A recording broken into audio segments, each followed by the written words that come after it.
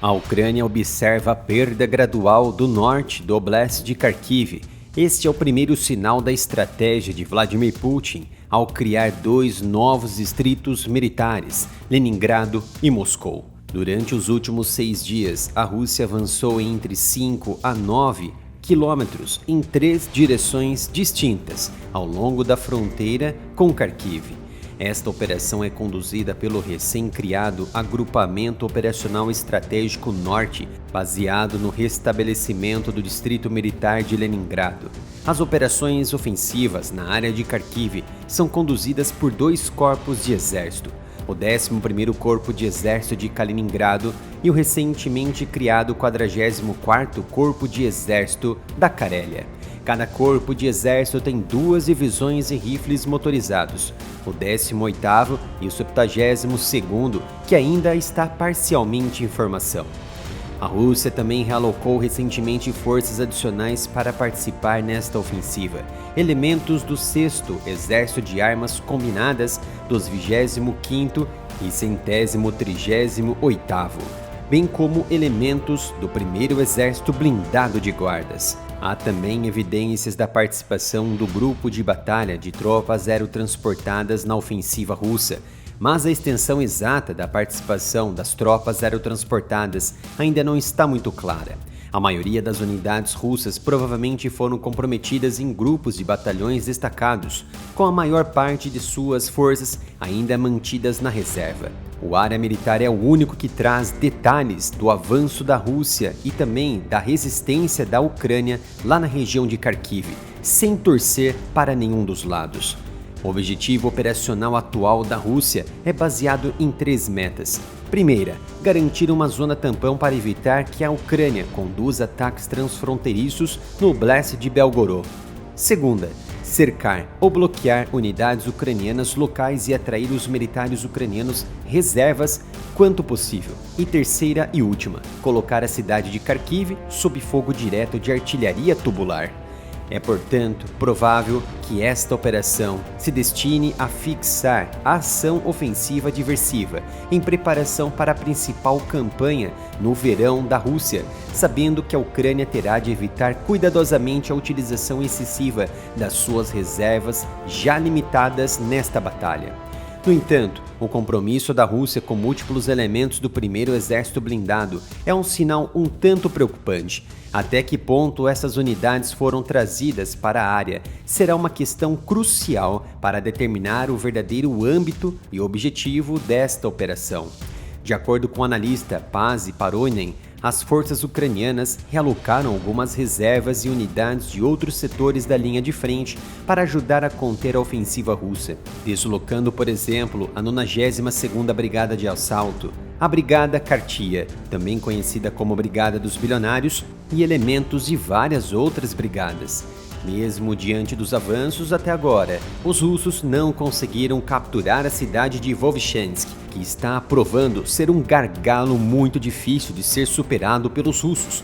Não que isso possa virar uma Bakhmut ou Marinka, pelo contrário, até mesmo de acordo com analistas americanos, a resistência ucraniana deve ceder nas próximas semanas à região.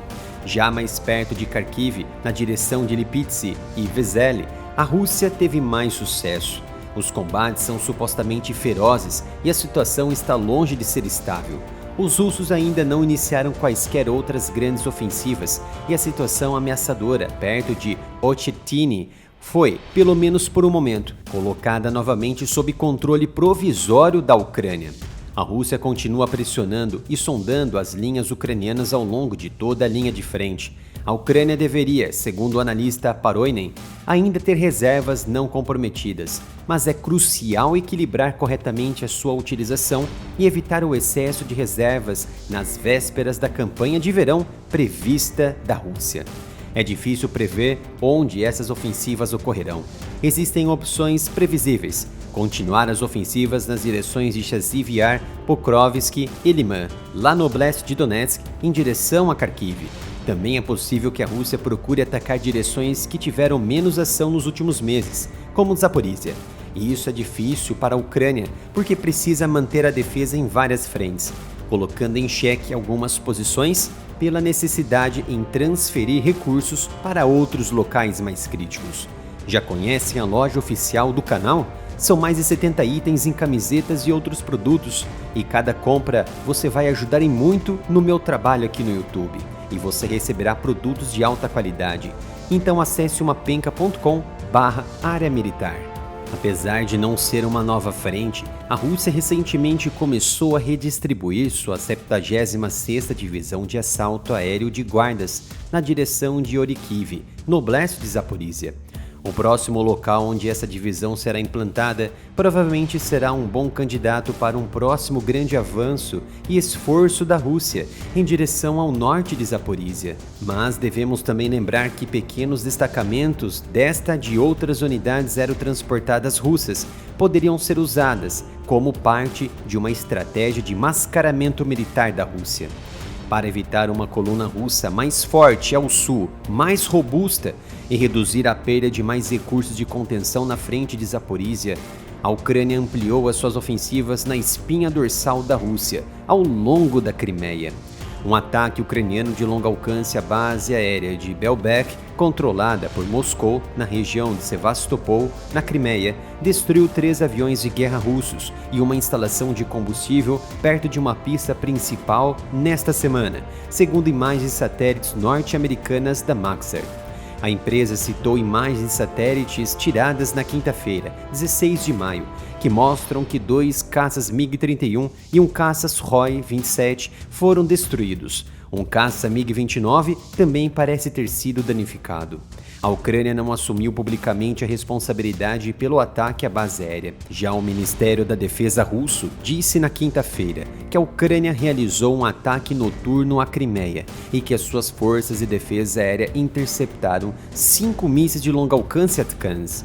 Na quarta-feira, o Ministério destacou que havia interceptado 10 Atacams de longo alcance, também lançados contra a Crimeia, mas não relatou nenhum dano às instalações militares em nenhum dos ataques. O mais terrível nas perdas russas desta semana, sem dúvida, veio com um sistema de defesa aérea S-400 danificado no campo de aviação militar de Belbek, perto da cidade de Sevastopol, no oeste da Crimeia, durante a noite entre terça e quarta-feira. Os Estados Unidos forneceram a Kiev vários tipos diferentes de mísseis de longo alcance Atacams, mas também incluindo as versões de curto alcance do tipo Cluster, que possui diversos revestimentos em miniatura de submunições, dando à Ucrânia a capacidade de atacar ativos de alto valor bem atrás das linhas de frente. Kiev intensificou os seus ataques à Crimeia visando a sua conquista neste momento? Não, puramente não. Tudo indica que visam reduzir as hostilidades russas em Zaporizhia e Odessa para preservar recursos no norte e nordeste do país, enquanto equipamentos ocidentais não chegam, e também frear a logística da Rússia nesta porção tão importante que é a espinha dorsal do exército russo. Há evidências nos últimos dias que um drone RQ-4B, operado pelos Estados Unidos, está fazendo um serviço intenso na parte ocidental do Mar Negro, para o qual esta é uma área bastante incomum para o seu manuseio. Ele pode avaliar os resultados de um ataque a Belbek e rastrear novos alvos. Kiev prometeu recuperar o território da Crimeia e frequentemente tem como alvo instalações militares como a base aérea de Belbek, que pertencia à Ucrânia antes da anexação russa em 2014. Torne-se um membro do canal, faça como os nossos membros e me ajude a continuar o trabalho aqui no YouTube. Basta clicar no botão Seja Membro para você assistir aos vídeos antes de todos e ter os seus comentários destacados aqui.